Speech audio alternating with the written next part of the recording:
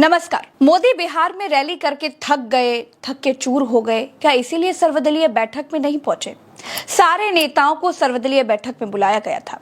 ऐसा लग रहा था कि पक्ष विपक्ष सारे नेताओं को बुलाकर मोदी जी किसी बड़े कद्दू में तीर मारने की तैयारी कर रहे हैं, लेकिन सबको बुलाकर खुद मीटिंग से वो 9-2-11 हो गए।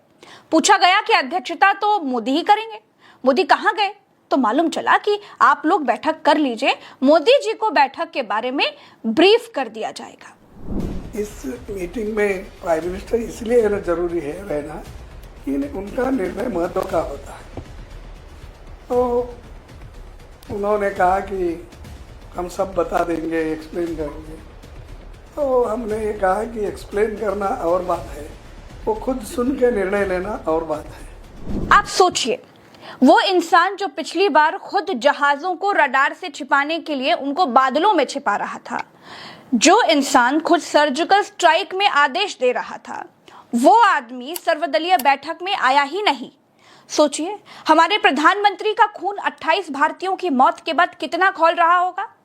बैठक के बाद मोदी के मंत्री बोले, हमसे कश्मीर में चूक हुई है जिसकी वजह से लोग मारे गए। सब कुछ अच्छा चलते हुए भी ये घटना एक चूक हुई है और इससे सब दुखी है और ऐसा घटना आगे नहीं होना चाहिए। इसके लिए क्या क्या प्रबंधन किया गया है इसके बारे में ऑफिशियल्स अपने ब्रीफिंग में एक्सप्लेन। मोदी के लिए आपकी जान कितनी कीमती है वो मैं आपको बता देती हूँ। अगर आप जल्दबाजी में हैं तो प्लीज वीडियो मत देखिएगा। तो दोस्तों, उस रोज पर वापस लौट आते हैं जिस दिन पहलगाम में हमला हुआ था। पहलगाम में हमले के बाद मोदी सऊदी अरब का दौरा बीच में ही छोड़कर भागकर भारत वापस आ गए।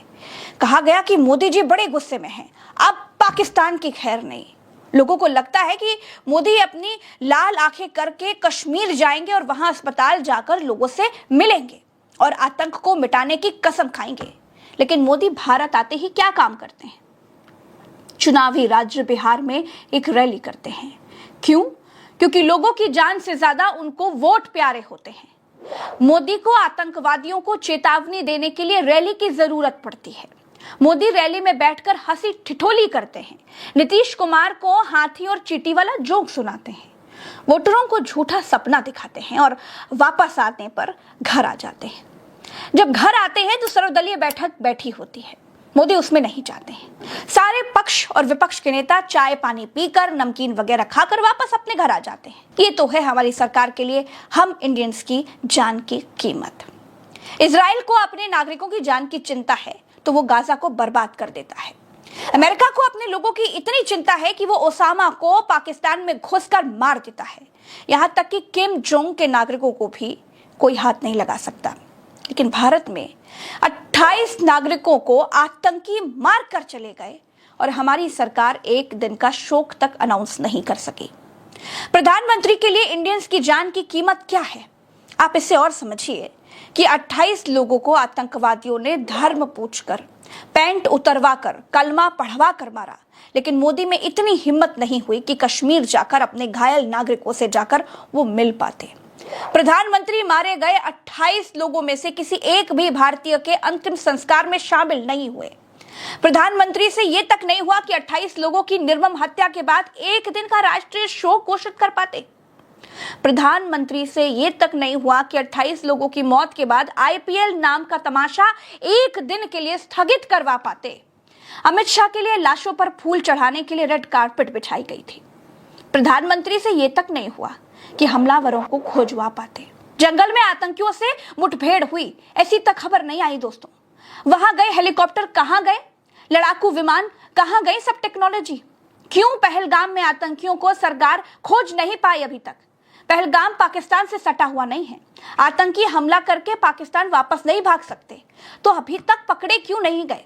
पुलवामा में 350 किलो आरडीएक्स कहां से आया? किसी को नहीं मालूम। मारने वाले आतंकी कहां से आए? किसी को नहीं मालूम, पता ही नहीं चला। तमाम सवालों का आज तक कोई जवाब नहीं मिला दोस्तों।